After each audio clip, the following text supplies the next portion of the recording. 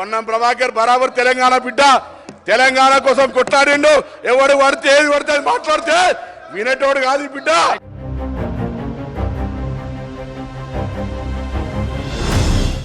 అట్టడుగు వర్గాలకు అండగా పొన్నం. పదవులొచ్చాయని పొంగిపోలేదు. ఓడినప్పుడు ప్రజలను వీడి వెళ్లలేదు. కష్టపడి పనిచేస్తే పదవులే వెతుక్కుంటూ వస్తాయని నమ్ముతారు. నియోజకవర్గంలో ప్రతి గ్రామంలో సొంత క్యాడర్. బీఆర్ఎస్ కంచుకోటను బద్దలు కొట్టిన పొన్నం.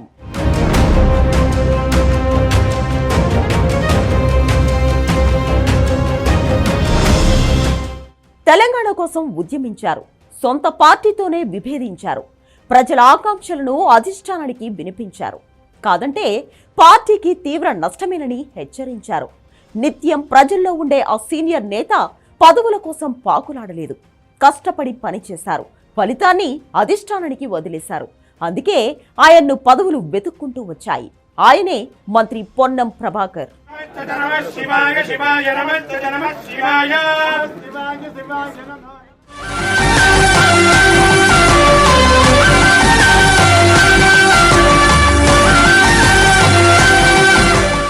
పొన్నం ప్రభాకర్ తెలంగాణ రాజకీయాల్లో అంచెలంచెలుగా ఎదిగిన బీసీ బిడ్డ.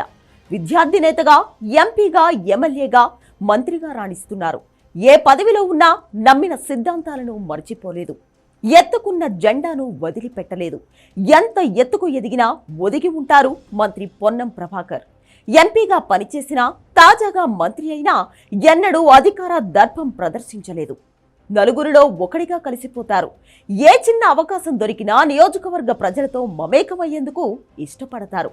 పేదల కష్ట సుఖాలను తెలుసుకుంటారు. ఏ సమయంలో అయినా ప్రజలకు అందుబాటులో ఉంటారు. సాయం కోరి వచ్చినా, కష్టాలు ఉన్నవారు ఆశ్రయించినా నేనున్నాను అంటూ భరోసా కల్పిస్తారు. అధికారిక కార్యక్రమాలు లేకపోతే ఎక్కువ సమయం హుస్నాబాద్ ప్రజలతో గడపడానికి మొగ్గు చూపుతారు. నియోజకవర్గంలోని ప్రజలు కూడా పొన్నంను సొంత సోదరుల్లా భావిస్తారు.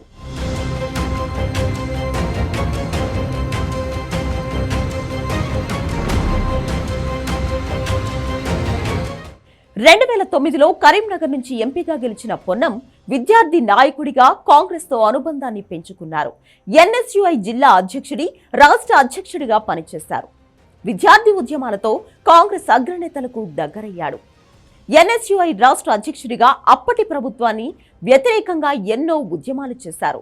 పొన్నం నాయకత్వ లక్షణాలను గుర్తించిన మాజీ సీఎం దివంగత నేత వైఎస్ రాజశేఖర రెడ్డి 2009లో పిలిచి ఎంపీ టికెట్ ఇచ్చారు. వచ్చిన అవకాశాన్ని పొన్నం ప్రభాకర్ ఏమాత్రం వదులుకోలేదు. కరీంనగర్ పార్లమెంటు నియోజకవర్గం మొత్తం తిరిగారు.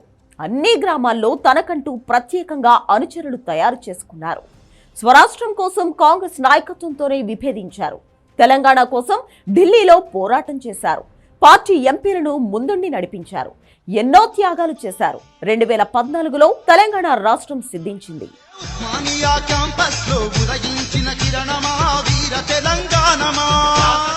వరుసగా 2 ఎన్నికల్లో ఓటమి పాలైన పొన్నం ప్రభాకర్ ఏనాడు ప్రజల నుంచి దూరం కాలేదు. ప్రజల మధ్య గడిపారు. ప్రజలతోనే మమేకమై వారి కష్ట సుఖాల్లో పాలు పంచుకున్నారు. బీఆర్ఎస్ ప్రభుత్వ వైఫల్యాలను ఎప్పటికప్పుడు ఎత్తి చూపారు. 2023లో తొలిసారి అసెంబ్లీ ఎన్నికల్లో పోటీ చేశారు.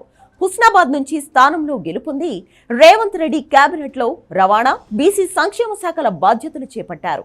మంత్రి అయ్యానని ఏనాడు తలకెక్కించుకోలేదు. ఎంపీ అయినా, మంత్రి అయినా అదంతా ప్రజల ఆశీర్వాదంతోనే సాధ్యమైందని వినమ్రంగా చెప్పుకుంటారు. పదవులు వచ్చాయని పొంగిపోలేదు. రాలేదని నిరుత్సాహపడలేదు. కష్టపడి పనిచేస్తే పదవులు వాటంతటవే వస్తాయని నమ్మే వ్యక్తి పొన్నం ప్రభాకర్.